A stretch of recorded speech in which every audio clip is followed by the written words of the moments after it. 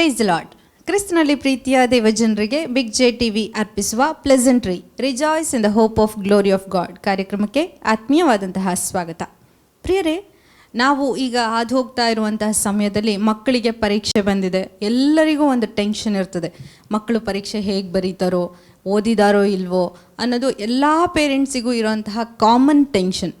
ಅದೇ ರೀತಿ ಮಕ್ಕಳಿಗೆ ಪರೀಕ್ಷೆಯಲ್ಲಿ ಯಾವ ಪ್ರಶ್ನೆ ಬರ್ತದೋ, ಹೇಗೆ ನಾವು ಆನ್ಸರ್ ಮಾಡಬೇಕೋ, ಯಾವ ರೀತಿ ಆನ್ಸರ್ ಮಾಡಿದ್ರೆ ಎಷ್ಟು ಮಾರ್ಕ್ಸ್ ಬರ್ತದೋ, ಜನರಲ್ ಆನ್ಸರ್ ಮಾಡಬೇಕಾ ಅಥವಾ ಬುಕ್ಕಲ್ಲಿರೋದನ್ನು ಬರೆದ್ರೆ ಮಾತ್ರ ಮಾರ್ಕ್ಸ್ ಕೊಡ್ತಾರಾ, ಈ ಥರ ಕನ್ಫ್ಯೂಷನ್ಗಳು, ಅದೇ ರೀತಿ ಪ್ರೆಷರ್ಗಳು ಇವೆಲ್ಲವೂ ಹೆಚ್ಚಾಗ್ತಿದೆ. ಆದರೆ ಸತ್ಯವೇದದಲ್ಲಿ ನಮಗೆ ಸಮಾಧಾನ ದೇವರು ಕೊಡ್ತಾನೆ, ಎಲ್ಲ ವಿಚಾರದಲ್ಲಿ ಜಯವನ್ನು ಕೊಡ್ತಾನೆ ಅಂತ ನಾವು ಸತ್ಯವೇದದಲ್ಲಿ ಓದ್ತೀವಿ. ಬನ್ನಿ, ಈ ಪರೀಕ್ಷಾ ಸಮಯದಲ್ಲಿ ಮಕ್ಕಳು ಯಾವ ರೀತಿಯಲ್ಲಿ ತಮ್ಮ ಸ್ಟಡೀಸ್ ಬಗ್ಗೆ ಕಾನ್ಸಂಟ್ರೇಟ್ ಮಾಡೋದಿರ್ಬೋದು, ಅಥವಾ ಯಾವ ರೀತಿಯಲ್ಲಿ ಅವರು ಮುಂದುವರೆದ್ರೆ ಅವರು ಜಯಶಾಲಿಗಳಾಗ್ತಾರೆ, ಅದರಲ್ಲಿ ದೇವರು ಯಾವ ರೀತಿ ಸಹಾಯ ಮಾಡ್ತಾರೆ, ಇದನ್ನೆಲ್ಲ ನಮಗೆ ತಿಳಿಸ್ಕೊಡ್ಲಿಕ್ಕೆ ನಮ್ಮೊಟ್ಟಿಗಿದ್ದಾರೆ ನಮ್ಮೆಲ್ಲರ ನೆಚ್ಚಿನ ಹಿರಿಯ ಸೇವಕರಾಗಿರುವಂತಹ BPC ಚರ್ಚಲ್ಲಿ ಸೇವೆ ಮಾಡ್ತಾ ಇರುವಂತಹ ಸರೋಜಾ ಮಾರ್ಗ್ರೆಟ್ ಸಿಸ್ಟರ್ ಅವರು. ಬನ್ನಿ, ಅವ್ರನ್ನ ಕಾರ್ಯಕ್ರಮಕ್ಕೆ ಸ್ವಾಗತಿಸೋಣ. ಪ್ರೈಸ್ ದಿ ಲಾರ್ಡ್ ಸಿಸ್ಟರ್, ಕಾರ್ಯಕ್ರಮಕ್ಕೆ ಸ್ವಾಗತ. ಅದೇ ರೀತಿಯಲ್ಲಿ ಪ್ರಿಯರೇ, ಈ ಪರೀಕ್ಷಾ ಸಮಯದಲ್ಲಿ ಹಾದು ಹೋಗುವಾಗ ಅವರ ಎಕ್ಸ್ಪೀರಿಯನ್ಸ್ ಹೇಗಿದೆ, ಅದೇ ರೀತಿಯಲ್ಲಿ ಅವರು ಯಾವ ರೀತಿ ಪ್ರಿಪ್ರೇಷನ್ನ ಮಾಡ್ಕೊಂಡಿದ್ದಾರೆ ಅನ್ನೋದನ್ನು ನಮಗೆ ತಿಳಿಸ್ಕೊಡ್ಲಿಕ್ಕೆ ಸಿಸ್ಟರ್ ಆನಿಸ್ ಅವರು ಕೂಡ ನಮ್ಮೊಟ್ಟಿಗಿದ್ದಾರೆ. ಅವರನ್ನು ಕೂಡ ಕಾರ್ಯಕ್ರಮಕ್ಕೆ ಸ್ವಾಗತಿಸೋಣ. Praise the Lord, welcome to the program. Okay sister, ನಾವೀಗ ಪರೀಕ್ಷೆ ಸಮಯದಲ್ಲಿ ಹಾದು ಹೋಗ್ತಿದ್ದೇವೆ ಅನ್ನುವಾಗ, ಪರೀಕ್ಷೆ ಅಂದರೆ ಏನು? ಫಸ್ಟ್ ಆಫ್ ಆಲ್, ಎಲ್ಲದಕ್ಕಿಂತ ಮುಂಚಿತವಾಗಿ ಪರೀಕ್ಷೆ ಅಂದರೆ ಏನು? ಮಕ್ಕಳಿಗೆ ಪರೀಕ್ಷೆ ಕೊಡೋದು ಅಂತಂದರೆ, ಪರೀಕ್ಷೆ ಎಂಬಂಥ ಒಂದು ಪದ ಬಹಳ ಅಮೂಲ್ಯವಾದದ್ದು. ಎಲ್ಲ ಭಾಗಗಳಲ್ಲಿ, ಎಲ್ಲ ಏರಿಯಾಗಳಲ್ಲಿ ಪರೀಕ್ಷೆ ಇಲ್ಲದೆ ಯಾವುದೂ ನಡೆಯೋದಿಲ್ಲ. ಈಗ ಒಂದು ಕ್ಯಾಂಡಿಡೇಟು ಎಲ್ಲ ಓದಿ ಮುಗಿಸಿರ್ತಾರೆ, ಅವ್ರಿಗೊಂದು ಜಾಬ್ ಬೇಕಾಗಿದೆ. ಈಗ ಅಲ್ಲಿ ಅವರೊಂದು ಎಕ್ಸಾಮ್ ಬರೀಲೇಬೇಕು, ಅಥವಾ ಓರಲ್ ಕೊಡಲೇಬೇಕು, ಅಥವಾ ಅಲ್ಲಿರುವಂಥ ಎಕ್ಸಾಮ್ನವ್ರು ಏನು ಮಾಡ್ತಾರೆ, ಅವರು ಇಂಟರ್ವ್ಯೂ ತಗೊಳ್ತಾರೆ. ಆಕೆ ಅರ್ಹಳ, ಆಕೆ ಜಾಬ್ ಮಾಡಲಿಕ್ಕೆ ಯೋಗ್ಯಳ ಎಂಬುದಾಗಿ ಪರೀಕ್ಷೆ ಮಾಡ್ತಾರೆ. ಸೊ ಎವ್ರಿ ಏರಿಯಾದಲ್ಲಿ, ಎಲ್ಲ ಸಮಯಗಳಲ್ಲಿ ನಾವು ಏನೇ ಒಂದು ಕಾರ್ಯ ಮಾಡಬೇಕಾದ್ರೂ ಎಕ್ಸಾಮ್ ನಮಗೆ ಅವಶ್ಯಕತೆ ಇದೆ. ಒಂದು ರೈತನ ನೋಡೋದಾದರೆ, ರೈತನು ಕೂಡ ಅವನಿಗೆ ಕೂಡ ಮಣ್ಣು ಟೆಸ್ಟ್ ಮಾಡಲಿಕ್ಕೆ ಸಂಶೋಧನೆ ಮಾಡಲಿಕ್ಕೆ ಹೋಗ್ತಾನೆ. ಹೋಗಿ ಏನು ಮಾಡ್ತಾನೆ, ಮಣ್ಣಲ್ಲಿ ಏನು ಕೊರತೆ ಇದೆ ಅದನ್ನು ಅವರು ಹೇಳುವಾಗ ಅದಕ್ಕೆ ತಕ್ಕ ಹಾಗೆ ಅದಕ್ಕೆ ಬೇಕಾಗಿರುವಂಥ ಗೊಬ್ಬರಗಳನ್ನೆಲ್ಲ ಹಾಕಿ ಇದು ಮಾಡ್ತಾರೆ. ಮತ್ತು ಒಬ್ಬ ರೋಗಿ ನೋಡೋದಾದರೆ ಹೋದ ಕೂಡಲೇ, ರೋಗಿನ ನೋಡಿದ ಕೂಡಲೇ ಅವರು ಮೆಡಿಸಿನ್ಸ್ ಕೊಡೋದಿಲ್ಲ, ಟೆಸ್ಟ್ ಮಾಡ್ತಾರೆ. ಬ್ಲಡ್ ಟೆಸ್ಟ್ ಮಾಡ್ಬೋದು, ಯೂರಿನ್ ಮಾಡ್ಬೋದು, ಏನೆಲ್ಲ ಸ್ಕ್ಯಾನಿಂಗ್ಗಳ ಮೂಲಕ ಅದು ಇದು ಎಂಥದೆಲ್ಲ ಟೆಸ್ಟ್ ಮಾಡ್ತಾರೆ. ಒಟ್ಟು ಪರೀಕ್ಷೆ ಎಂಬಂಥ ಒಂದು ವಿಷಯ ಇದೆಯಲ್ಲ, ಅದು ನಮ್ಮ ಈ ಲೋಕದಲ್ಲಿ ಬಹಳ ಅಗತ್ಯವಾದದ್ದು. ಈಗ ಮಕ್ಕಳನ್ನು ನೋಡೋದಾದರೆ ಮಕ್ಕಳಿಗೆ ಕೂಡ ಬಹಳ ಮುಖ್ಯ. ಈಗಿನ ದಿವಸಗಳಲ್ಲಿ ಪರೀಕ್ಷೆಗೆ ಅಷ್ಟು ಮಹತ್ವ ಕೊಡ್ತಾ ಇಲ್ಲ. ಪರೀಕ್ಷೆ ಅಂದರೆ ಸಿಂಪಲ್ಲಾಗಿ ಮಾಡೋಣ ಅಂತ ಹೇಳ್ತಾರೆ. ಪರೀಕ್ಷೆ ಅಂದರೆ ನಾವು ಮಾಡಲೋ ಬೇಡೋ ಅಂತ ಒಂದು ರೀತಿಯಲ್ಲಿ, ಪ್ರೈಮರಿ ಮಕ್ಕಳಿಗಂತೂ ಪರೀಕ್ಷೆನೇ ಇಲ್ಲ ಅಂತ ಆ ರೀತಿಯಲ್ಲಿ ಒಂದು ನ್ಯೂಸ್ ನಾವು ನೋಡ್ತಾ ಇದ್ದೇವೆ. ಪರೀಕ್ಷೆ ಎಂಬುದು ಬಹಳ ಮುಖ್ಯ ನಮಗೆ. ನಾವು ಕೂಡ ನಮ್ಮ ಆತ್ಮವನ್ನು ಕೂಡ ಪರೀಕ್ಷೆ ಮಾಡಿಕೊಳ್ಬೇಕಾಗಿರೋದು ದೇವರ ವಾಕ್ಯದ ಮೂಲಕವಾಗಿ, ಅದು ಸಹ ಬಹಳ ಮುಖ್ಯವಾಗಿದೆ. Sister Annis, what is exam as per your knowledge? Exam for me is like for every class, maybe from KG to like 12th, everyone needs exam, because now term 2 has started for me, and for every lesson that they do to so that they know that the child has understood the lesson in a good way, they do an exam so that the teachers are sure that the children have not forgotten what they have learned, and they can move on to the next chapter. So according to me, exam is more like that. Okay, as per present situation, the lockdown was there, online classes was going on for you people. So how you faced the difficulties in that? I didn't mostly have a lot of difficulties. I was managing, but one thing is that for many children, like, we cannot ask our doubts to the teachers, because we cannot meet the teachers face to face, and it's a total different feeling when we meet the teachers face to face rather than to ask them like online. So that is one thing. And and like that sometimes we find it difficult to also focus in our studies, because online there's a lot of distractions. Sometimes while class is going on in online, we get tempted to watch something in YouTube or do something like that. So that's something that usually happens in online classes also. Sister, ಮಗು ಹೇಳಿದ್ರು ಏನೋ temptations ಕೂಡ ನಮಗೆ ಆಗ್ತಾ ಇತ್ತು even ನಾವು ಇದರಲ್ಲಿ ಹೋಗುವಾಗ ಅಂತ. ಈಗ ಟೆಂಪ್ಟೇಷನ್ ಬಗ್ಗೆ ಬೈಬಲ್ ಏನು ಹೇಳುತ್ತೆ? ಅಂದರೆ ಪರೀಕ್ಷೆ ಅನ್ನೋದು ಕೂಡ ಒಂದು ಟೆಂಪ್ಟೇಷನ್ನ, ಹೇಗೆ ಅದು? ಪರೀಕ್ಷೆ ಎನ್ನುವಾಗ ಮಕ್ಕಳು ಭಯ ಪಡ್ತಾರೆ, ನಿಜ. ಈಗ ಒಂದು ಎಕ್ಸಾಮ್ ಹಾಲಿಗೆ ಹೋಗುವಾಗ ಯೂಶ್ವಲಿ ಎಲ್ಲ ಮಕ್ಕಳು ಭಯ ಇದ್ದೇ ಇರುತ್ತೆ. ಆದರೆ ಆ ಭಯವನ್ನು ನಾವು ಹೋಗಲಾಡಿಸ್ಕೊಳ್ಬೇಕು ಮಕ್ಕಳು ಆ್ಯಕ್ಚುಲಿ. ಯಾಕಂದರೆ ಅವರಿಗೆ ಯಾಕೆ ಭಯ ಬರುತ್ತೆ ಅಂದರೆ ಕೆಲವು ರೀಸನ್ಸ್ಗಳಿದೆ. ಶಾಲೆಯಲ್ಲಿ ಸರಿಯಾದ ರೀತಿಯಲ್ಲಿ ಪಾಠ ಕೇಳಿಸ್ಕೊಂಡಿರೋದಿಲ್ಲ, ಅಥವಾ ನೋಟ್ಸ್ಗಳು ಬರೆದಿರೋದಿಲ್ಲ, ಅಥವಾ ಹೋಮ್ವರ್ಕ್ಗಳು ಟೀಚರ್ ಹೇಳಿದ ಹಾಗೆ ಮಾಡಿರೋಲ್ಲ, ಅಥವಾ ಅವರು ಅಟೆಂಡೆನ್ಸಲ್ಲಿ ಕೂಡ ಪ್ರಾಪರಾಗಿ ಅವರು ಪ್ರಾಂಪ್ಟಾಗಿ ಹೋಗ್ತಿರಲ್ಲ. ಸೊ ಏನಾಗುತ್ತೆ ಅಂದರೆ ಅಂಥ ವಿಷಯಗಳು ನೋಡುವಾಗ ಅವರಿಗೆ ಸ್ವಲ್ಪ ಭಯ ಇರುತ್ತೆ. ಈ ಭಯದಿಂದಲೇ ಅವರು ಎಕ್ಸಾಮಲ್ಲಿ ಅವರು ಫೇಲ್ ಆಗುವಂಥದ್ದು ನೋಡ್ತೇವೆ, ಕಡಿಮೆ ಮಾರ್ಕ್ಸ್ ಬರುವಂಥದ್ದು ನಾವು ನೋಡ್ತೇವೆ. ಅದಕ್ಕಾಗಿ ನಾನು ಹೇಳುವಂಥದ್ದು ಏನಂದರೆ, ಭಯಪಡೋ ಅಗತ್ಯ ಇಲ್ಲ. ನಾವು ಯಾವಾಗ ನಿಷ್ಕಪಟಿಗಳಾಗಿ ಯಥಾರ್ಥವಾಗಿ ನಾವು ಎಲ್ಲ ಟೀಚರ್ಸ್ಗಳ ಮಾತಿಗೆ ನಾವು ಬೆಲೆ ಕೊಡ್ತೀವಲ್ಲ, ಮತ್ತು ಕೊಟ್ಟದ್ದು ಹೋಮ್ವರ್ಕ್ ಎಲ್ಲ ಮಾಡ್ತಾ ಹೋಗುವಾಗ ಒಂದು ಅಭ್ಯರ್ಥಿ ಒಂದು ಏನಾಗುತ್ತೆ ಅಂದರೆ, ಆ ಒಂದು ಸ್ಟೂಡೆಂಟ್ ಏನಾಗ್ತಾರಂದರೆ ಅವರು ಒಳ್ಳೆಯ ಒಂದು ಸ್ಥಾನಕ್ಕೆ ಬರ್ಬೋದು. ಅಂದರೆ ವಿಧೇಯತೆ it is very important. Sister, ವಿಧೇಯತೆ ಅಂತ ಹೇಳಿದ್ರಿ ನೀವು. ಓಕೆ, ಮಕ್ಕಳು ವಿಧೇಯರಾಗಿರ್ತಾರೆ. ಆದರೆ ಈಗ ಭಯ ಅಂತ ಬಂದಾಗ ಎಕ್ಸಾಮ್ ಪ್ರೆಷರ್ ಇರ್ಬೋದು, ಅಥವಾ ಸಿಲೆಬಸ್ನ ಕವರ್ ಮಾಡದೇ ಇರ್ಬೋದು, ಎಲ್ಲ ಮಕ್ಕಳು ರೀಡ್ ಮಾಡಿ. ಸೊ ಇದೆಲ್ಲದು ಮಕ್ಕಳ ಮೇಲೆ ಒಂದು ಪ್ರೆಷರ್ನ ಉಂಟು ಮಾಡುತ್ತೆ. ಸೊ ಆ ಪ್ರೆಷರು ಪರೀಕ್ಷೆ ಸಮಯದಲ್ಲಿ ಜಾಸ್ತಿ ಆಗೋದ್ರಿಂದ ಆ ಪ್ರೆಷರು ಫಿಯರಿಗೆ ಟರ್ನ್ ಆಗ್ತದೆ. ಸೊ ಈ ಫಿಯರ್ ಅನ್ನೋವಂಥದ್ದು ಆ ಮಕ್ಕಳಿಗೆ ಗೊತ್ತಿದ್ರೂ ಕೂಡ ಎಷ್ಟೋ ಸಮಯದಲ್ಲಿ ಬರೀಲಿಕ್ಕೆ ಆಗದೆ ಇರ್ಬೋದು, ಅಥವಾ ಆ ಟೈಮ್ ಲಿಮಿಟ್ ಅಂತ ಇರೋದ್ರಿಂದ ಆ ಟೈಮಲ್ಲಿ ಅವ್ರಿಗೆ ಮುಗಿಸ್ಲಿಕ್ಕೆ ಆಗದೆ ಇರ್ಬೋದು. ಈ ಪ್ರೆಷರ್ ಬಗ್ಗೆ ಬೈಬಲ್ ಏನು ಹೇಳ್ತದೆ? ಈ ಎಕ್ಸಾಮ್ ಪ್ರೆಷರ್ ಇರ್ಬೋದು, ಅಥವಾ ಎಕ್ಸಾಮ್ ಫಿಯರ್ ಇರ್ಬೋದು, ಇದ್ರ ಬಗ್ಗೆ ಬೈಬಲ್ ಏನು ಹೇಳ್ತದೆ? ಬೈಬಲ್ ಪ್ರಕರಣ ಹೇಳೋದಾದರೆ, ದೇವರ ಭಯ ನಮಗಿರೋದಾದರೆ ನಾವು ಜ್ಞಾನವನ್ನು ಸಂಪಾದನೆ ಮಾಡ್ಕೊಳ್ತೇವೆ. ದೇವರ ಭಯವೇ ಜ್ಞಾನಕ್ಕೆ ಮೂಲ ಎಂಬುದಾಗಿ ಸತ್ಯವೇದ ಹೇಳುತ್ತೆ. ನಮಗೆ ಈ ಲೋಕದ ಭಯ ಹೋಗಬೇಕಾದ್ರೆ ನಾವು ಒಂದು ಜ್ಞಾನ ಪಡ್ಕೊಳ್ಬೇಕು. ಅದೇನೆಂದರೆ, ಆ ಜ್ಞಾನ ವಿಶೇಷವಾದದ್ದು. ನಾವು ಎಲ್ಲ ವಿಷಯಗಳಲ್ಲಿಯೂ ನಾನು ಹೇಳಿದ್ನಲ್ಲ, ಒಬಿಡಿಯನ್ಸ್ ಬೇಕು ನಮಗೆ. ಒಬಿಡಿಯನ್ಸ್ ಇದ್ದರೆ ನಾವು ಏನು ಮಾಡ್ತೇವೆ ಅಂದರೆ, ಟೀಚರ್ಸ್ಗಳಿಗೆ ವಿಧೇಯರಾಗ್ತೇವೆ, ಮಾತ್ರ ಗುರು ಹಿರಿಯರಿಗೆ ನಾವು ವಿಧೇಯರಾಗ್ತೇವೆ, ತಂದೆ ತಾಯಿಗಳಿಗೆ ವಿಧೇಯರಾಗ್ತೇವೆ. ಈ ವಿಧೇಯತೆ ಇದ್ದರೆ ಏನಾಗುತ್ತೆ ಅಂದರೆ, ನಮ್ಮ ಮನಸ್ಸಲ್ಲಿ ಒಂದು ದೃಢ ತೀರ್ಮಾನ ಇರುತ್ತೆ, ನಾನು ಯಾವುದರಲ್ಲೂ ತಪ್ಪು ಮಾಡಿಲ್ಲ, ನನ್ನ ಹೃದಯ ಏನು ಹೇಳುತ್ತಂದರೆ ನಾನು ಎಲ್ಲದರಲ್ಲೂ ಪ್ರಾಂಪ್ಟ್ ಆಗಿದ್ದೇನೆ ಅಂತ ಒಂದು ದೃಢ ನಿಶ್ಚಯ ನಮಗೆ ಬರುವಾಗ, ನಾನು ತಪ್ಪು ಮಾಡಿಲ್ಲ, ನಾನು ಏನಿಲ್ಲ, ನಾನು ಒಳ್ಳೆ ರೀತಿಯಲ್ಲಿದ್ದೇನೆ, ದೃಢದಾದ ಒಂದು ಸಂತೋಷ ಸಮಾಧಾನ ಹೃದಯದಲ್ಲಿದ್ದರೆ ನಾವು ಭಯಪಡುವಂಥ ಅವಶ್ಯಕತೆ ಇರೋದಿಲ್ಲ. ಆ ಭಯ ಹೋಗುತ್ತೆ ನಮಗೆ.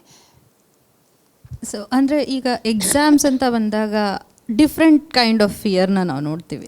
ಅಂದರೆ ಎಲ್ಲ ಮಕ್ಕಳು ಒಂದೇ ಥರದಲ್ಲಿ ಇರೋದಿಲ್ಲ. ಕೆಲವರು ಓದಿರ್ತಾರೆ, ಬರೀಲಿಕ್ಕಾಗೋದಿಲ್ಲ. ಕೆಲವರು ರೆಡಿ ಆಗಿರ್ತಾರೆ, ಎವ್ರಿಥಿಂಗ್ ವಾಸ್ ರಿವಿಷನ್ ಇರ್ಬೋದು, ಎಲ್ಲದನ್ನೂ ಮಾಡಿರ್ತಾರೆ. ಬಟ್ ಅಲ್ಲಿ ಹೋದಾಗ ಅಲ್ಲಿರುವಂಥ ಸಿಚುವೇಶನ್ಸ್ ಫಿಯರಿಂದ ಅವ್ರು ಬರೀಲಿಕ್ಕಾಗೋದಿಲ್ಲ. ಇದಕ್ಕೆ ಏನು ಹೇಳ್ತೀರಾ? ಅದು ಒಂದು ಕಾರಣ ಇದೆ. ಮನೆ ಒತ್ತಡ ಇರ್ಬೋದು, ತಂದೆ ತಾಯಿಗಳಿಂದ ತುಂಬ ಫೋರ್ಸ್ ಇರುತ್ತೆ. ನೀನು ಇಷ್ಟೇ ಮಾರ್ಕ್ಸ್ ತೆಗೆದು ಪಾಸ್ ಆಗಬೇಕು, ನೀನು ಫಸ್ಟ್ ರ್ಯಾಂಕೇ ಬರಬೇಕು, 100/100 ತರಬೇಕು, ಅಥವಾ 99 ಆದರೂ ತರಬೇಕು ಎಂಬಂಥ ಒಂದು ಒತ್ತಡ ಪೇರೆಂಟ್ಸಿಂದ ಇರೋದರಿಂದ ಏನಾಗುತ್ತೆ ಏನೋ, ನಾನು ಏನಾಗ್ತೀನೋ ಏನೋ, ಪಾಸ್ ಆಗ್ತೀನೋ ಫೇಲ್ ಆಗ್ತೀನೋ, ಎಷ್ಟು ಓದಿರ್ತಾರೆ ಅವರು. ಆದರೆ ಈ ಒತ್ತಡದಿಂದ ಏನಾಗುತ್ತೆ, ಅವರು ಅಲ್ಲಿ ಬರೀಲಿಕ್ಕೆ ಆಗೋದಿಲ್ಲ. ಒತ್ತಡ ಬಹಳ ಇರುತ್ತೆ. ಇದು ಪೇರೆಂಟ್ಸಿಂದ ಇರ್ಬೋದು, ಅಥವಾ ಫ್ರೆಂಡ್ಸ್ಗಳ ಒಂದು ಸಮೂಹದಲ್ಲಿರ್ಬೋದು, ಮತ್ತು ಸಮಾಜ ಒಂದು ಇಂಥ ಒಂದು ಫ್ಯಾಮಿಲಿಯಿಂದ ಬಂದ ಹುಡುಗ ಇಷ್ಟು ಒಳ್ಳೆ ಓದ್ತಾ ಇದ್ದ, ಈಗ ನೋಡಿದ್ರೆ ಈ ರೀತಿ ಮಾರ್ಕ್ಸ್ ಇದೆಯಲ್ಲ ಎಂಬಂಥ ಕೆಟ್ಟ ಹೆಸರು ಬರಬಾರ್ದು ಅಂತ ಒಂದು ಇದಕ್ಕೆ ಅವ್ರು ಏನು ಮಾಡ್ತಾರಂದರೆ ಆದಷ್ಟು ಪ್ರಯತ್ನ ಪಡ್ತಾರೆ. ಆ ಮೂಮೆಂಟಲ್ಲಿ ಅವರಿಗೆ ಮಾಡಲಿಕ್ಕಾಗೋದಿಲ್ಲ. ಈ ಒತ್ತಡ, ಈ ಪ್ರೆಷರ್ ಇದೆಯಲ್ಲ, ಅದು ಅವರನ್ನು ನಷ್ಟ ಮಾಡುತ್ತೆ ಆತ್ಮಿಕವಾಗಿ, ಅಥವಾ ಜ್ಞಾನವನ್ನು ಮರೆಯುವಂತೆ ಮಾಡುತ್ತೆ. ಅವ್ರು ಏನು ಕಲ್ತಿರ್ತಾರಲ್ಲ ಅದು ಮರ್ತೋಗುವಂತೆ ಮಾಡುತ್ತೆ. Sister Anis, did you face any kind of pressure like this? Not exactly pressure, but a lot of things run in my head when I write an exam. Like sometimes, like a lot of things will be running in my head. Like when I write an exam, I feel like, how much will I get? Will I pass? And sometimes because of that, I have seen a lot of friends in my class. Because of that, thinking about that, they tend to forget the answers for the exam, and thinking about what their parents will do, all the freedom that they had after getting low marks, what will happen to them. Thinking about all that, they get tensed and worried, and and that's the only thing that'll be running in their head. And so they forget about all the answers for the exam. Like, all of my friends that I've seen in my class, they'll be really good people, like in studying, like they study so good, but in exam they just get scared and they forget everything. How you managed to face the exams, like in between the pressures and in between the confusions, tensions? How you managed? What I do is I focus in what I'm doing. I remove every single distraction that's in my head and just try focusing in what I'm doing, and that just gives me the capability to do better in what I'm doing. How Bible is helping you to focus on what you are studying exactly? The Bible says that the fear of God is the beginning of wisdom. So I fear God and I put God first in everything I do. And every single time when I get scared before writing an exam, I pray to God. I say, God, help me, give me the wisdom and knowledge to write this exam. Let the spirit of excellence that was on Daniel be upon me, be with me and guide me. That's something that I pray before writing an exam. So sister, prayer ಅನ್ನೋವಂಥದ್ದು important ಆಗುತ್ತೆ. So ಮಗಳು ಹೇಗೆ exam through ಹೋಗ್ತಾರೆ ಅನ್ನೋದನ್ನು ನಾವು ನೋಡಿದ್ವಿ. But Bible ಪ್ರಕಾರ ಪರೀಕ್ಷೆ ಅನ್ನೋದು ಎಷ್ಟು ಇಂಪಾರ್ಟೆಂಟ್ ಆಗ್ತದೆ? ಪರೀಕ್ಷೆ ಅನ್ನೋದು ಬೇಕೇ ಬೇಕಾ, ಅಥವಾ ನೀವು ಹೇಳಿದಾಗೆ ಪ್ರೈಮರಿ ಸ್ಕೂಲ್ ಮಕ್ಕಳಿಗೆಲ್ಲ ಪರೀಕ್ಷೆನೇ ಇಲ್ಲ, ಹಾಗೆ ಮುಂದೆ ಹೋಗ್ತಾರೆ ಅನ್ನೋಂಥದ್ದು. ಸೊ ಪರೀಕ್ಷೆ ಅನ್ನೋಂಥದ್ದು ಎಷ್ಟು ಮಹತ್ವನ ಪಡ್ಕೊಳ್ಳುತ್ತೆ ಇದರಲ್ಲಿ? ಬೈಬಲ್ ಪ್ರಕಾರ ದೇವರೇ ಪರೀಕ್ಷೆ ಮಾಡಿದ್ದಾನೆ. ಆದಿಯಲ್ಲಿ ನೋಡಿ, 6 ದಿವಸಗಳು ತನ್ನ ಸೃಷ್ಟಿಯ ಕಾರ್ಯಗಳನ್ನು ಮಾಡ್ತಾ ಬಂದ. ಒಂದೊಂದನ್ನು ಮಾಡುವಾಗ ಆತನು ಏನು ಮಾಡಿದ ಅಂದರೆ ಅದನ್ನು ನೋಡಿದ, ಇದು ಒಳ್ಳೆಯದೆಂಬುದಾಗಿ ಆತನು ತೀರ್ಮಾನ ಮಾಡಿಕೊಂಡ. ಅಂದರೆ ನೋಡುವುದರ ಮೂಲಕ ಆತನು ಇಟ್ ಈಸ್ ಗುಡ್, ಇದು ಒಳ್ಳೆಯದು. ಅಂದರೆ ಗುಡ್ ಎಂಬುವಂಥದ್ದೇ ಬರುವಂಥದ್ದು ಪರೀಕ್ಷೆಯಲ್ಲಿ. ಬ್ಯಾಡ್ ಅಂತ ಬರುತ್ತೆ, ಗುಡ್ ಅಂತಲೂ ಬರುತ್ತೆ. ಸೊ ಈ ಪರೀಕ್ಷೆ ಎಂಬುದು ದೇವರೇ ನಮಗೆ ಮಾದರಿಯಾಗಿ ತೋರಿಸ್ಕೊಟ್ಟಿದ್ದಾನೆ. ಆತನು ಸೃಷ್ಟಿಸಿದನು, ನೋಡಿದನು, ಇದು ಒಳ್ಳೆಯದೆಂಬುದಾಗಿ ಆತನು ತೀರ್ಮಾನಿಸಿದನು. ಅದ ನಂತರ ಅದನ್ನು ಸೃಷ್ಟಿಯ ಕಾರ್ಯಗಳಲ್ಲಿ ಆತನು ಒಂದೊಂದನ್ನೇ ಆತನು ಸೃಷ್ಟಿಸಿದನೆಂಬುದಾಗಿ ನೋಡ್ತೇವೆ. ಆತನು ಮಾಡಿದ್ದೆಲ್ಲ ನಮಗೆ ಒಳ್ಳೆಯದಕ್ಕಾಗಿ ಆಯಿತು, ನಾವೀಗ ಅದನ್ನು ಅನುಭವಿಸ್ತಾ ಇದ್ದೇವೆ. ಹಾಗೆಯೇ ಬೈಬಲಲ್ಲಿ ಯೋಬನ ಚರಿತ್ರೆ ನೋಡುವುದಾದರೆ, ಯೋಬನು ಬಹಳ ಆಸ್ತಿವಂತನಾಗಿದ್ದನು. ಅವನನ್ನು ಪರೀಕ್ಷಿಸಿದ್ದ ದೇವರು ಪರೀಕ್ಷೆ ಮಾಡಿದ. ಅದು ಪರೀಕ್ಷೆ ಅದು. ಈಗ ನಾವು ನೋಡ್ತೇವೆ, ನಾವು ಸೈತಾನನು ಹೋಗ್ತಾನೆ, ದೇವರ ಹತ್ರ ಮಾತಾಡ್ತಾನೆ. ಆಗ ದೇವರು ತಾನೇ ಹೇಳ್ತಾನೆ, ಎಷ್ಟು ಹೆಮ್ಮೆಯಿಂದ ಹೇಳ್ತಾನೆ ದೇವರು, ಏನಂದರೆ ಭೂಲೋಕವೆಲ್ಲ ಸಂಚರಿಸಿ ಬಂದೆ ಎಂಬುದಾಗಿ ಸೈತಾನೆ ಹೇಳುವಾಗ ದೇವರೊಂದು ಮಾತು ಹೇಳ್ತಾನೆ, ನೋಡಪ್ಪ, ನನ್ನ ಯೋಬ ಎಂಬಂಥ ಒಬ್ಬ ಮನುಷ್ಯನಿದ್ದಾನೆ, ಅವನನ್ನು ನೀನು ಗಮನಿಸಿದ್ದೀಯಾ, ಅವನ ಮೇಲೆ ಗಮನ ಇಟ್ಟಿದ್ದೀಯಾ ಎಂಬುದಾಗಿ ಕೇಳುವಾಗ ಅವನಿಗೆ ದೇವರು ಕೂಡ ಯೋಬನನ್ನು ಪರೀಕ್ಷೆ ಮಾಡ್ತಾನೆ. ಎಷ್ಟೇ ಕಷ್ಟಗಳು ಬಂದರೂ ಆತನು ಯಥಾರ್ಥತೆಯನ್ನು ಬಿಡಲಿಲ್ಲ. ಪರೀಕ್ಷೆ ಇದು ಬಹಳ ಪ್ರಾಮುಖ್ಯವಾದದ್ದು. ಪ್ರೈಮರಿ ಸೆಕ್ಷನ್ ಆಗಿರ್ಬೋದು, ಪ್ಲೇ ಕ್ಲಾಸ್ ಆಗಿರ್ಬೋದು, UKG LKG ಆಗಿರ್ಬೋದು, ಯಾವುದೇ ಡಿಗ್ರಿ ಕ್ಲಾಸ್ಗಳಾಗಿರ್ಬೋದು, ಹೈಯರ್ ಕೋರ್ಸ್ಗಳಾಗಿರ್ಬೋದು, ಎಕ್ಸಾಮ್ ಅನ್ನೋದು ಬಹಳ ಪ್ರಾಮುಖ್ಯವಾದದ್ದು. ಎಕ್ಸಾಮ್ ಇಲ್ಲದೆ ನಾವು ನೆಕ್ಸ್ಟ್ ಸ್ಟೆಪ್ ತಗೊಳ್ಳುವಂಥದ್ದು ಅದು ತುಂಬ ಏನಾಗುತ್ತೆ ಅಂದರೆ ಅದು ಅರ್ಧಕ್ಕೆ ನಿಂತ ಹಾಗೆ. ಅದು ಅಂದರೆ ನೆಕ್ಸ್ಟ್ ಮುಂದೆ ಹೋಗಲಿಕ್ಕೆ ಅಡ್ಡಿಪಡಿಸುವಂಥದ್ದು ಅದು. ಪರೀಕ್ಷೆ ಅಂದರೆ ಅದು ಅಲ್ಲೇ ಹೆಲ್ಡಪ್ ಆಗುವಂಥದ್ದಾಗಿರ್ಬೋದು, ಮುಂದೆ ಹೋಗಲಿಕ್ಕೆ ಕೂಡ ಆಗಿರ್ಬೋದು. ಆದ್ದರಿಂದ ಪರೀಕ್ಷೆ ಅನ್ನೋದು ಬಹಳ ಪ್ರಾಮುಖ್ಯವಾದದ್ದು. ಈಗ ಒಂದು ವಧು ವರ ಆಗಿರ್ಬೋದು, ಅವ್ರು ಏನು ಮಾಡ್ತಾರೆ, ಒಬ್ಬರನ್ನೊಬ್ಬರು ಪರೀಕ್ಷೆ ಮಾಡ್ಕೊಳ್ತಾರೆ. ನನಗೆ ಯೋಗ್ಯಳ ಇವಳು, ಹೆಣ್ಣು ಏನು ಮಾಡ್ತಾಳೆ, ಅವಳು ನನಗೆ ಇವನು ಯೋಗ್ಯನಾಗಿರ್ತಾನ ಎಂಬುದಾಗಿ ಪರೀಕ್ಷೆ ಮಾಡಿಕೊಂಡು ಅವ್ರು ಏನು ಮಾಡ್ತಾರೆ, ಅವರು ವಿವಾಹವಾಗ್ತಾರೆ. ಎಲ್ಲ ಸಮಯಗಳಲ್ಲಿ ಎಲ್ಲ ವಿಷಯಗಳಲ್ಲಿಯೂ ಪರೀಕ್ಷೆ ಅನ್ನೋದು ಬಹಳ ಪ್ರಾಮುಖ್ಯವಾಗಿದೆ. Sister, what you think, is that exams important to you? Yes, it is important because that's how I can take a next step in what I'm going to do. And that's when I'm sure that I can move on and I've understood something that I have done, and I can move on and learn something new. Like, life is all about learning things and making sure that you know them, you can take a next step. So you learn and you take a next step. That's all that matters. So you think exams is an open door for the next step? Yeah. ಆಮೇಲೆ sister, ನಮ್ಮ ಆನಿಸ್ ಅವ್ರು ಹೇಳಿದಾಗೆ next ಸ್ಟೆಪ್ಪಿಗೆ ಹೋಗಲಿಕ್ಕೆ exams important ಆಗುತ್ತೆ. So ಈ ಎಕ್ಸಾಮ್ಸ್ನ ಮಕ್ಕಳು face ಮಾಡಲಿಕ್ಕೆ ಹೋದಾಗ ನಾವು ಹಿಂದೆ ಡಿಸ್ಕಸ್ ಮಾಡಿದಾಗೆ ಫಿಯರ್ ಅನ್ನೋದು ಇರ್ಬೋದು. ಸೊ ಯಾವ ರೀತಿ ಅವ್ರು ಪ್ರಿಪೇರ್ ಆಗ್ಬೋದು, ಅಂದರೆ ಈ ಫಿಯರ್ ಇಲ್ಲದೆ, faith is greater than fear. So ನಂಬಿಕೆ ಅನ್ನೋಂಥದ್ದು ಕೂಡ ನಮಗೆ ಇಂಪಾರ್ಟೆಂಟ್ ಆಗ್ತದೆ. ಸೊ ಆ ನಂಬಿಕೆಯಲ್ಲಿ ಯಾವ ರೀತಿ ಅವರು ಮುಂದೆ ಹೆಜ್ಜೆ ಇಡೋದ್ರಿಂದ, ಯಾವ ರೀತಿ ಪ್ರಿಪೇರ್ ಆಗೋದ್ರಿಂದ ಅವರು ಎಕ್ಸಾಮ್ಸಲ್ಲಿ ಆ ಫಿಯರಿಂದ ಆಗಲಿ ಆ ಪ್ರೆಷರಿಂದ ಆಗಲಿ ಹೊರಗಡೆ ಬರ್ಬೋದು, ಇದರಲ್ಲಿ ಪೇರೆಂಟ್ಸ್ ಪಾತ್ರ ಏನಾಗ್ತದೆ? ಪೇರೆಂಟ್ಸ್ ಪಾತ್ರ ಮಾತ್ರವಲ್ಲ, ವೈಯಕ್ತಿಕವಾಗಿ ಸ್ಟೂಡೆಂಟ್ಸ್ ಪಾತ್ರ ಬಹಳ ಮುಖ್ಯವಾಗಿದೆ. ಪೇರೆಂಟ್ಸು ಹೆಚ್ಚು ಗಮನ ಕೊಡದಿದ್ದರೂ ಕೆಲವು ಮಕ್ಕಳು ಎಷ್ಟೋ ಹೈ ಮಾರ್ಕ್ಸ್ ತೆಗೆದು ಪಾಸಾಗಿರ್ತಾರೆ. ವಿದ್ಯಾರ್ಹತೆ ಇಲ್ಲದೆ ಇರುವಂಥ ಒಂದು ಕುಟುಂಬ ನೋಡೋದಾದರೆ ಏನು ವಿದ್ಯೆನೇ ಗೊತ್ತಿರಲ್ಲ ಪೇರೆಂಟ್ಸ್ಗಳಿಗೆ, ಆದರೆ ಮನೇಲಿ ಹುಟ್ಟಿದ್ದು ಬೆಳೆದಂಥ ಮಗು ಹೈ ಲೆವೆಲಲ್ಲಿ ಬಂದಿರ್ತಾರೆ, ಎಷ್ಟೋ ಪಾರಿತೋಷಿಕಗಳನ್ನ ತಗೊಂಡಿರ್ತಾರೆ, ಎಷ್ಟೋ ಪ್ರೈಸಸ್ಗಳು ತಗೊಂಡಿರ್ತಾರೆ. ಸೊ ನಾನು ಹೇಳಿದ್ರಲ್ಲಿ ಏನಂದರೆ, ಒಂದು ಒಂದು ಈ ಥರ ಒಂದು ಮಾತಿದೆ, ಸಕ್ಸಸ್ ಈಸ್ ಸ್ವೀಟ್. ಸಕ್ಸಸ್ ಅನ್ನೋದು ಬಹಳ ಸಿಹಿಯಾದ ಮಧುರವಾದದ್ದು. ಈ ಸಕ್ಸಸ್ ನಾವು ತಗೊಳ್ಬೇಕಾದ್ರೆ, ಜಯ ತಗೊಳ್ಬೇಕಾದ್ರೆ ನಮ್ಮಲ್ಲಿ ಒಂದು ಸ್ಯಾಕ್ರಿಫೈಸ್ ಬರಬೇಕು. ಈ ಸ್ಯಾಕ್ರಿಫೈಸ್ ಏನು ಮಾಡುತ್ತಂದರೆ ನಮಗೆ ಜಯ ಮತ್ತು ಹೊಗಳಿಕೆ ನಮಗೆ ಕೊಡುವಂಥದ್ದಾಗಿದೆ, ವಿಕ್ಟ್ರಿ ಮತ್ತು ವಿನ್ ಕೊಡುವಂಥದ್ದಾಗಿದೆ. ಸೊ ಆದ್ದರಿಂದ ನಾನು ಹೇಳುವಂಥ ಸ್ಯಾಕ್ರಿಫೈಸ್, ನಮ್ಮನ್ನೇ ನಾವು ಸ್ಯಾಕ್ರಿಫೈಸ್ ಮಾಡಬೇಕು. ನಾವೀಗ ಒಂದು ಜಯ ಹೊಂದಬೇಕು, ಒಂದು ಪರೀಕ್ಷೆಯಲ್ಲಿ ಹೈಯೆಸ್ಟ್ ಮಾರ್ಕ್ಸ್ ತಗೊಳ್ಬೇಕಂದ್ರೆ ನಮ್ಮಲ್ಲಿ ಸ್ಯಾಕ್ರಿಫೈಸ್ ಬೇಕು. ಕೆಲವು ಸ್ಯಾಕ್ರಿಫೈಸ್ ಇದೆ, ಬೆಳಿಗ್ಗೆ ಏಳುವಂಥದ್ದು, ಓದಿದ್ದನ್ನು ಮೆಮೊರೈಸ್ ಮಾಡಿಕೊಳ್ಳುವಂಥದ್ದು, ಮತ್ತು ಆ ಓದುವಂಥ ಪಾಠವನ್ನು ನೆನಪಲ್ಲಿಟ್ಕೊಳ್ಬೇಕಾದ್ರೆ ಏನು ಮಾಡಬೇಕು. ದೇವರ ವಾಕ್ಯ ಹೇಳುತ್ತೆ, ನಿಮಗೆ ದೇವರ ಭಯವೇ ಜ್ಞಾನಕ್ಕೆ ಮೂಲ ಎಂಬುದಾಗಿ ಹೇಳುವಾಗ, ನಿಮಗೆ ಜ್ಞಾನ ಕಡಿಮೆ ಆದರೆ ದೇವರನ್ನು ಬೇಡಿಕೊಳ್ಳ್ರಿ ಎಂಬುದಾಗಿ ಯಾಕೋಬನ ಪತ್ರಿಕೆಯಲ್ಲಿ ಓದ್ತೇವೆ ನಾವು. ಆದ್ದರಿಂದ ಇದೆಲ್ಲ ನಮಗೆ ಜ್ಞಾನ ಬೇಕು, ನಮಗೆ ಜಯ ಬೇಕಾದರೆ ಕೆಲವು ಥಿಂಗ್ಸ್ಗಳನ್ನ ನಾವು ಸ್ಯಾಕ್ರಿಫೈಸ್ ಮಾಡಬೇಕಾಗತ್ತೆ. ಏನಂದರೆ ಅದಕ್ಕಾಗಿ ಸಮಯ ಕೊಡಬೇಕು, ಓದಲಿಕ್ಕಾಗಿ ನಾವು ಕಲೀಲಿಕ್ಕೆ ಸಮಯ ಕೊಡಬೇಕು. ಕೆಲವು ನಾನು ಚಿಕ್ಕವಳಿರುವಾಗ ಏನು ಮಾಡ್ತಾಯಿದ್ದರೆ, ಓದೋದಂದರೆ ನಮಗೆ ಆಗ್ತಿರ್ಲಿಲ್ಲ. ಏನು ಮಾಡ್ತಾಯಿದ್ರು, ಆಚೆ ಆಟ ನಮಗೆಲ್ಲ ಅವಾಗ ಕನ್ನಡ ಮೀಡಿಯಮ್ ಸ್ಕೂಲ್ಗಳಲ್ವ, ಈ ಥರ ಹೈಸ್ಕೂಲ್ಗಳ ಎಲ್ಲಿ ಕೂಡ ನಮಗೆ ಇಂಗ್ಲೀಷ್ ಇರ್ತಿರಲಿಲ್ಲ. ಏನಾಯ್ತಂದರೆ ಸಮಯದಲ್ಲಿ ನಮಗೆ ಮನೆಯಲ್ಲಿ ಕೂಡ ಒತ್ತಡ ಇರಲಿಲ್ಲ. ನಾವು ಕುಣಿಯೋದೇ ಎಲ್ಲದರಲ್ಲಿ ಆಟ ಆಡ್ತಾ ಕೂತ್ಕೊಳ್ಳಿ, ಶಾಲೆ ಹೋಗೋದು ಬರೋದು, ನಮಗಷ್ಟು ಕೇರ್ಲೆಸ್ ಇತ್ತು. ಆದರೂ ದೇವ್ರು ನಮ್ಮನ್ನು ಕೈ ಬಿಟ್ಟಿಲ್ಲ. ಯಾಕಂದರೆ ದೇವರು ಭಯಭಕ್ತಿಯಲ್ಲಿ ಬೆಳೆದ ಕಾರಣ ದೇವ್ರು ನಮ್ಮನ್ನು ಏನು ಮಾಡ್ದ ಅಂದರೆ, ಸ್ವಲ್ಪ ವಿದ್ಯೆ ಇದ್ದರೂ ಕೂಡ ಅದನ್ನು ಹೈ ಲೆವೆಲ್ಗೆ ತೆಗೆದುಕೊಂಡು ಹೋಗುವಂಥ ಒಂದು ಪರಿಜ್ಞಾನ, ಒಂದು ಜ್ಞಾನ ದೇವರು ನಮಗೆ ಕೊಟ್ಟು ನಮ್ಮನ್ನು ಉನ್ನತ ಸ್ಥಾನಕ್ಕೆ ನಡೆಸಿದ. ಈಗ ಹಿಂದಿನ ಕಾಲದ ನನ್ನ ಹಾಗೆ ವಯಸ್ಸಾದವರು ಕೂಡ ಅನುಭವ ಆಗಿರ್ಬೋದು. ಸೊ ನಾನು ಹೇಳೋದೇನೆಂದರೆ, ನಾವೀಗ ಒಂದು ಎಲ್ಲ ವಿಷಯಗಳಲ್ಲಿ ಜಯ ಹೊಂದಬೇಕಾದ್ರೆ ನಮ್ಮಲ್ಲಿ ಒಂದು ವಿಶೇಷವಾದ ಸ್ಯಾಕ್ರಿಫೈಸ್ ಬೇಕು.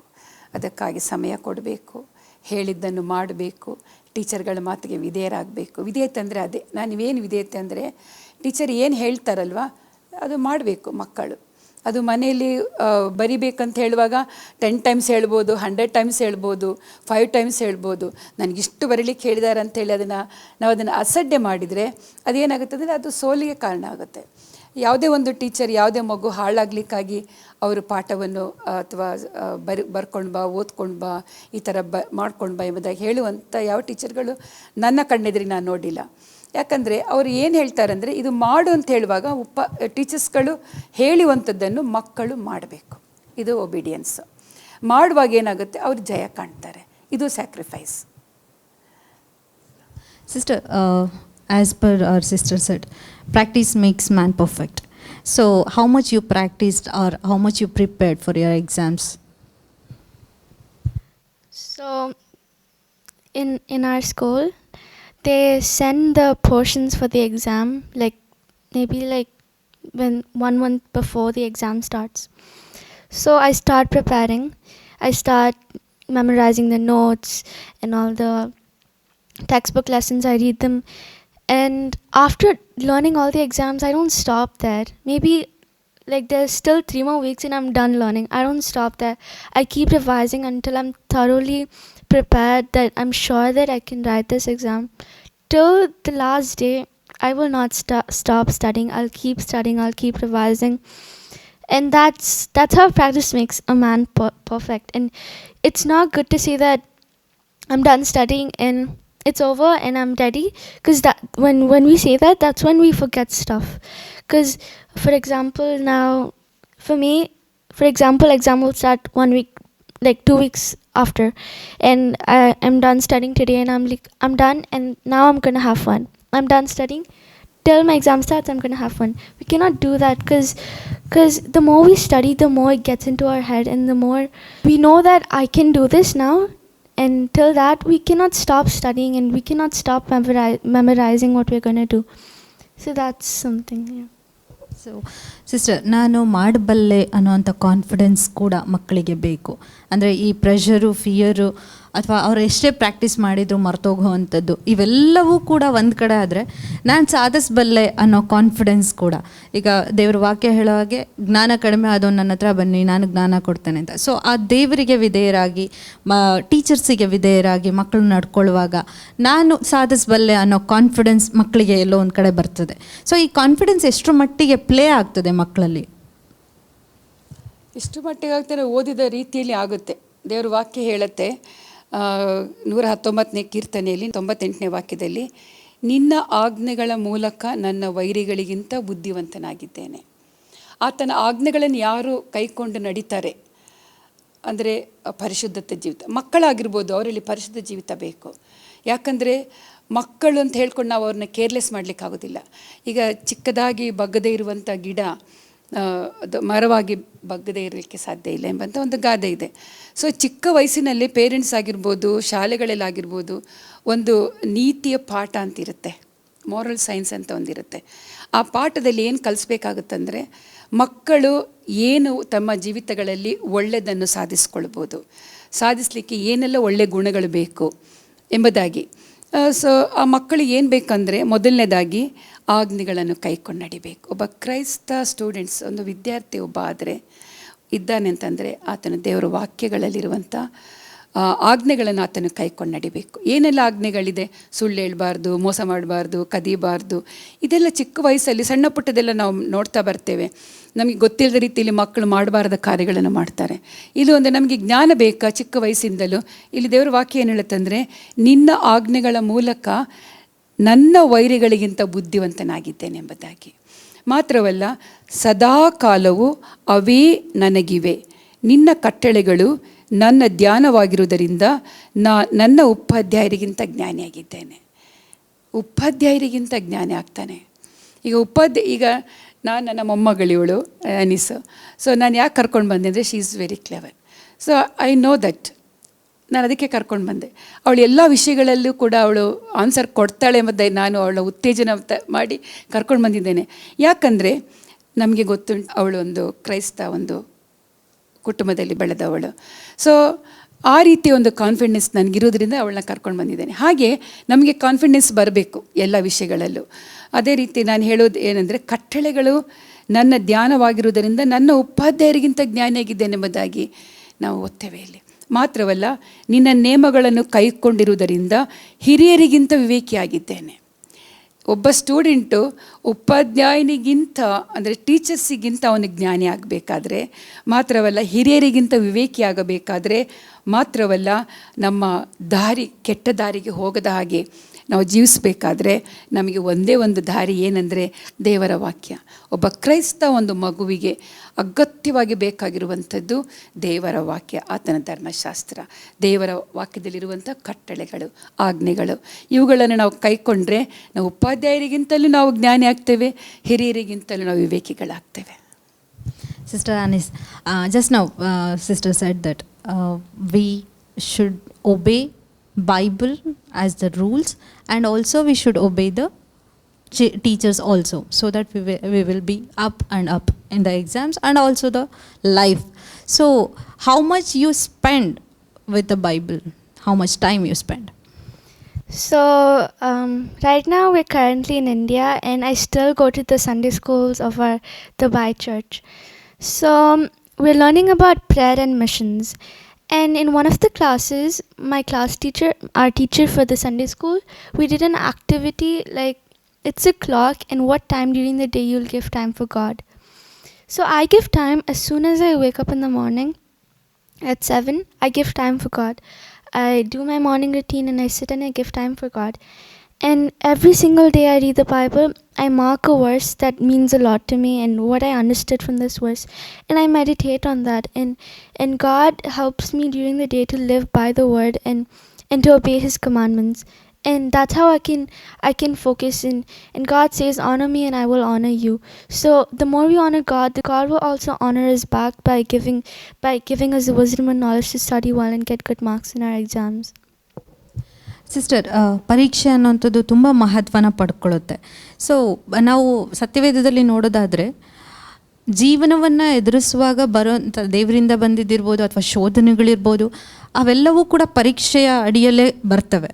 ಸೊ ಈ ಮಕ್ಕಳಿಗೆ ಈ ರೀತಿಯ ಪರೀಕ್ಷೆಗಳು ಅಂದರೆ ಕ್ಲಾಸಸ್ಸಲ್ಲಿ ನೆಕ್ಸ್ಟ್ ಸ್ಟೇಜಿಗೆ ಹೋಗಲಿಕ್ಕೆ ಪರೀಕ್ಷೆಗಳನ್ನು ಕೊಡೋದ್ರ ಮುಖಾಂತರ ಅವರು ಜೀವನದಲ್ಲೂ ಕೂಡ ಬರುವಂಥ ಪರೀಕ್ಷೆಗಳನ್ನು ಗೆಲ್ಲಲಿಕ್ಕೆ ಸಹಾಯ ಆಗ್ತದಾ? ಆಗುತ್ತೆ. ದೇವರ ವಾಕ್ಯ ಯಾರು ಅದನ್ನು ಕೈಕೊಂಡು ನಡೀತಾರಲ್ವಾ, ನಾಟ್ ಓನ್ಲಿ ಈಗ ಶಾಲೆಗಳಲ್ಲಿ ಮಾತ್ರ ಅಲ್ಲ, ತನ್ನ ವೈಯಕ್ತಿಕ ಜೀವನದಲ್ಲಿ ಕೂಡ ಅವನ ಜಯವನ್ನು ಕಾಣ್ಬೋದು. ಮಕ್ಕಳು ಅದನ್ನು ಹೇಗೆ ಅಳವಡಿಸ್ಕೊಳ್ಬೋದು? ಅಂದರೆ ಸಿಸ್ಟರ್ ಹೇಳ್ದಾಗೆ ಬೆಳಗ್ಗೆ ಎದ್ದ ತಕ್ಷಣ ಹೌದು, ಬೈಬಲ್ ಒಟ್ಟಿಗೆ ಟೈಮ್ ಸ್ಪೆಂಡ್ ಮಾಡುವಂಥದ್ದು ಇರ್ಬೋದು, ಅಥವಾ ಮಲಗುವಾಗ ಬೈಬಲ್ ಓದಿ ಮಲಗುವಂಥದ್ದು ಇರ್ಬೋದು. ಯಾವ ರೀತಿ ಅದನ್ನು ಒಂದು ಕ್ರೈಸ್ತ ಕುಟುಂಬ ಆದರೆ ಯೂಶಲಿ ಮಾರ್ನಿಂಗ್ ಅವರು ಪ್ರೇಯರ್ ಹೆಚ್ಚಿಗೆ ಮಾಡೋದಿಲ್ಲ. ಕುಟುಂಬ ಪ್ರಾರ್ಥನೆ ರಾತ್ರಿ ಮಾಡ್ತಾರೆ. ಬೆಳಿಗ್ಗೆಲ್ಲ ಬ್ಯುಸಿ ಇರ್ತಾರೆ. ತಾಯಿ ಕೆಲಸಕ್ಕೆ ಹೋಗಬೇಕು, ತಂದೆ ಕೆಲಸಕ್ಕೆ ಹೋಗಬೇಕು. ಮಕ್ಕಳು ಕೂಡ ಹೇಳ್ಕೊಟ್ಟಿರ್ತಾರೆ, ಮಗು ನೀನು ಹಾಸಿಗೆಯಿಂದ ಏಳುವಾಗ ಪ್ರಾರ್ಥನೆ ಮಾಡಿ ಏಳು ಅಂತ ಹೇಳಿರ್ತಾರೆ. ಕೆಲವು ಮಕ್ಕಳು ಮಾಡ್ತಾರೆ, ಮಾಡೋದಿಲ್ಲ. ಸೊ ನಾನು ಹೇಳುವಂಥದ್ದು ಏನಂದರೆ, ದೇವರ ಸನ್ನಿಧಿಯಲ್ಲಿ ಸಮಯವನ್ನು ಹೆಚ್ಚು ಕಳಿಬೇಕು ಮಕ್ಕಳು. ಅಂದರೆ ಕಾಟಚಾರಕ್ಕಾಗಿ ಪ್ರಾರ್ಥಿಸೋದಲ್ಲ, ಕಾಟಚಾರಕ್ಕಾಗಿ ದೇವರ ವಾಕ್ಯವನ್ನು ಓದೋದಿಲ್ಲ. ಯಥಾರ್ಥತೆಯಿಂದ, ಯೋಬನು ಯಥಾರ್ಥತೆಯಿಂದ ಪ್ರಾರ್ಥಿಸ್ತಾ ಇದ್ದ. ಯಥಾರ್ಥ ಜೀವಿತ ಅವನಲ್ಲಿತ್ತು. ದೇವರು ಅವನನ್ನು ಪರೀಕ್ಷಿಸಿದರೂ ಕೂಡ ಅವನು ಜಯವನ್ನು ಹೊಂದಿದ. ಕಡೆಯಲ್ಲಿ ನಾವು ಓದ್ತೇವೆ, ಯೋಬನ ಪುಸ್ತಕ 41ನೇ ಅಧ್ಯಾಯದಲ್ಲಿ ಓದ್ತೇವೆ ನಾವು, ಅವನು 2ರಷ್ಟು ಆಶೀರ್ವಾದ ಹೊಂದಿಕೊಂಡ ಎಂಬುದಾಗಿ. ನಮಗೆ ವಿದ್ಯೆಯಲ್ಲಾಗಿರ್ಬೋದು, ನಮ್ಮ ವೈಯಕ್ತಿಕ ಜೀವಿತದ ಕೆಲಸಕ್ಕಾಗಿ ಆಗಿರ್ಬೋದು, ಒಬ್ಬ ಸ್ಟೂಡೆಂಟ್ ಎಲ್ಲ ಓದಿ ಮುಗಿಸಿದ ನಂತರ ಅವನ ಕೆಲಸಕ್ಕಾಗಿ ಟ್ರೈ ಮಾಡುವಂಥ ಒಬ್ಬವನಾಗಿರ್ಬೋದು. ನಿಮಗೆ ಜಯ ಬೇಕಾದರೆ ದೇವರ ವಾಕ್ಯದಲ್ಲಿ ಬೆಳೆಯಿರಿ, ದೇವರಲ್ಲಿ ಹೆಚ್ಚಿನ ಸಮಯವನ್ನು ಕಳೆಯಿರಿ ಅಂತ ನಾನು ಹೇಳ್ತೇನೆ. ಮಾತ್ರವಲ್ಲ, ಒಬ್ಬ ಮನುಷ್ಯನು ಅಥವಾ ಒಬ್ಬ ಸ್ಟೂಡೆಂಟ್ ಅಥವಾ ಒಬ್ಬ ಯವನಸ್ಥನು, ಅದು ಸ್ತ್ರೀ ಆಗಿರ್ಬೋದು ಪುರುಷ ಆಗಿರ್ಬೋದು, ಅವನೊಬ್ಬ ಜ್ಞಾನಿ ಆದರೆ, ನಾನು ಹೇಳಿದೆ ಜ್ಞಾನಿ ಅಂದರೆ ಯಾರು? ದೇವರ ಭಯವನ್ನು ಹೊಂದಿರುವಂಥವನೇ ಜ್ಞಾನಿ. ಈ ಜ್ಞಾನಿ ಏನು ಆಶೀರ್ವಾದ ಉಂಟಂದರೆ ಅವನೊಬ್ಬನಿಗೆ ಆಶೀರ್ವಾದ ಅಲ್ಲ. ದೇವರ ವಾಕ್ಯ ಹೇಳುತ್ತೆ, ಜ್ಞಾನೋಕ್ತಿಗಳ ಪುಸ್ತಕ 10ನೇ ಅಧ್ಯಾಯ 1ನೇ ವಾಕ್ಯದಲ್ಲಿ ಹೀಗೆ ಓದ್ತೇವೆ, ಮಗನು ಜ್ಞಾನಿಯಾದರೆ ತಂದೆಗೆ ಸುಖ ಕೊಡ್ತಾನೆ ಅವನು. ಒಂದು ವೇಳೆ ಮಗ ಜ್ಞಾನಿ ಆಗಿದ್ದರೆ, ಯಾವ ಜ್ಞಾನ? ಲೌಕಿಕ ಜ್ಞಾನವೂ ಬೇಕು, ನಮಗೆ ಆತ್ಮಿಕ ಜ್ಞಾನವೂ ಬೇಕು. ನಮಗೆ ಆತ್ಮಿಕ ಜ್ಞಾನ ಬಹಳ ಪ್ರಾಮುಖ್ಯವಾದದ್ದು ಲೌಕಿಕ ಜ್ಞಾನಕ್ಕಿಂತ. ಒಬ್ಬ ಕ್ರೈಸ್ತನಾಗಿದ್ದವನಿಗೆ ಆತ್ಮಿಕ ಜ್ಞಾನ ನಿನಗಿದ್ದರೆ ಲೌಕಿಕ ಜ್ಞಾನ ಆಟೋಮೆಟಿಕ್ ಆಗಿ ದೇವರು ಕೊಡ್ತಾನೆ, ಹೌದಲ್ವಾ? ಆದ್ದರಿಂದ ಇಲ್ಲಿ 10ನೇ ಅಧ್ಯಾಯ 1ನೇ ವಾಕ್ಯದಲ್ಲಿ ಹೀಗೆ ಓದ್ತೇವೆ, ಮಗನು ಜ್ಞಾನಿಯಾದರೆ ತಂದೆಗೆ ಸುಖ, ಮಗನು ಅಜ್ಞಾನಿಯಾದರೆ ತಾಯಿಗೆ ದುಃಖಪಡಿಸುವಂಥ ಮಗನಾಗಿರಬಾರ್ದು. ತಾಯಿಯನ್ನು ಸಂತೋಷಪಡಿಸುವಂಥ ಒಬ್ಬ ಮಗಳಾಗಿ ಈ ಲೋಕದಲ್ಲಿ ಒಬ್ಬ ಜೀವಿಸುವುದಾದರೆ ಅದು ಆಶೀರ್ವಾದ. ದೇವರ ನಾಮಕ್ಕೆ ಜಯ ಉಂಟಾಗುತ್ತೆ. ಮಾತ್ರವಲ್ಲ, ಆತನ ಎಲ್ಲ ಕಾರ್ಯಗಳಲ್ಲಿಯೂ ಜಯಶಾಲಿ ಆಗ್ತಾನೆ, ಸಕ್ಸಸ್ ಸಿಗುತ್ತೆ ಅವನಿಗೆ. ಇದು ಸ್ಯಾಕ್ರಿಫೈಸ್ ಮಾಡಬೇಕು. ಏನಂದರೆ, ನನ್ನ ಹೆಸರು ಹಾಳಾಗಬಾರದು, ನನ್ನ ಹೆಸರಿಂದ ತಂದೆಗೆ ದುಃಖ ಆಗಬಾರದು, ನನ್ನ ಹೆಸರಿಂದ ತಂದೆ ಸುಖವಾಗಿರಬೇಕು, ತಾಯಿ ಸುಖವಾಗಿರಬೇಕು ಎಂಬಂಥ ಆ ಒಂದು ಮನಸ್ಸು ಅವನಲ್ಲಿ ಇರುವುದಾದರೆ ಅವನು ಎಲ್ಲ ಕೆಟ್ಟತನವನ್ನು ದೂರ ಮಾಡ್ತಾನೆ. ಆಗ ದೇವರ ಭಯವನ್ನು ಹೊಂದುತ್ತಾನೆ. ಈ ಭಯದಿಂದ ತನ್ನ ಶಾಲೆಯಲ್ಲಿಯೂ ಉತ್ತಮನಾಗಿ ಜೀವಿಸ್ತಾನೆ.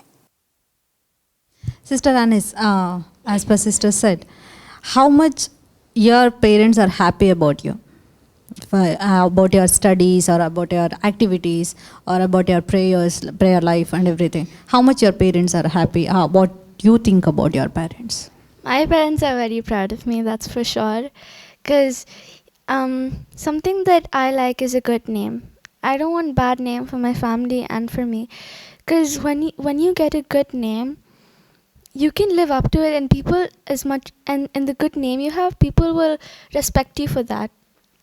And sometimes, like now I shifted to a new school in India, and sometimes I feel, how will I gain that good name back again? It's hard. And just as hard it was to get that good name back there in UAE, just like that, I was thinking that in one school, going from the next grade to next grade, the teachers will tell the feedback about me, but here it's a totally different school. How will I get that name back again? But I've always got good names since I started school. Never got a bad name. Teachers always say good about me, and I've always got good marks in all of my exams, and my parents are very proud of me. ಪ್ರೀತಿಯ ದೇವ ಮಕ್ಕಳೇ, ಪರೀಕ್ಷೆಗಳು ಎಲ್ಲರಿಗೂ ಎಲ್ಲ ರೀತಿಯಲ್ಲೂ ಇದ್ದೇ ಇರ್ತದೆ. ಅದು ತುಂಬ ಮಹತ್ವದ್ದಾಗಿದೆ. ಅದನ್ನು ಫೇಸ್ ಮಾಡುವಾಗ ನಾವು ದೇವರ ಭಯವನ್ನು ಹೊಂದಿಕೊಂಡು ಶಿಕ್ಷಕರಿಗೆ ವಿಧೇಯರಾಗಿ ನಡೆಯೋದ್ರಿಂದ ಅವರು ಕೊಟ್ಟಂಥ ಪ್ರತಿಯೊಂದನ್ನು ನಾವು ಸರಿಯಾದ ರೀತಿಯಲ್ಲಿ ನಮಗೆ ಬೇಕಾಗಿರುವಂತಹ ಜ್ಞಾನವನ್ನು ಪಡ್ಕೊಳ್ಬೇಕು ಅನ್ನೋ ಒಂದು ಹಸಿವಿನಿಂದ ನಾವು ಮುಂದೆ ಹೋಗೋದಾದರೆ ಖಂಡಿತ ನಾವು ಪರೀಕ್ಷೆಗಳಲ್ಲಿ ಜಯವನ್ನು ಹೊಂದ್ಬೋದು. ಅದೇ ರೀತಿ ಪರೀಕ್ಷೆ ಕುರಿತಾದಂಥ ಇನ್ನೂ ಇರುವಂತಹ ಪ್ರಶ್ನೆಗಳನ್ನು ನಾವು ಮುಂದಿನ ಸಂಚಿಕೆಯಲ್ಲಿ ನಿಮಗೆ ಸಾಲ್ವ್ ಮಾಡಿಕೊಡ್ಲಿಕ್ಕಿದ್ದೇವೆ. ನಿರಂತರ ಆತ್ಮಿಕ ಬೆಳವಣಿಗೆಗಾಗಿ ವೀಕ್ಷಿಸಿ ಬಿಗ್ ಜೆ ಟಿವಿ. ನಮಸ್ಕಾರ.